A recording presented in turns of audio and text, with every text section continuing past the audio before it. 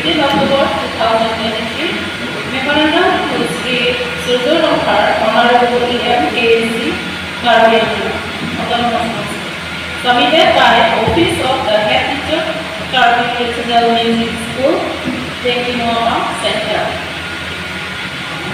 To Sir Surdur Rohar, Honorable EM KSC, Tipu Karbianjala Assam, date 15 October 2023. Subject 1. Appointment of additional teacher to allotment of permanent land for traditional music school, Tengkinoama Center.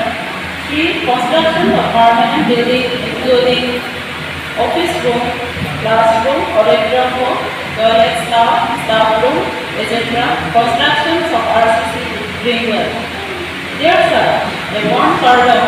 At the very first outset, we, the teaching and non-teaching staff of Karbi Regional Music School, KTMS, Tengkinoama Center would like to extend our and farewell.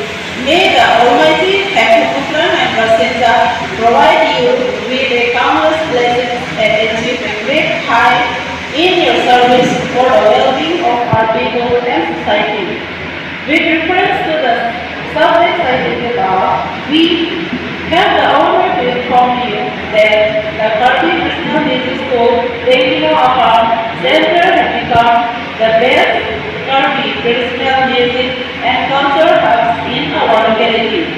The students are coming very far away from different places in every new academic section.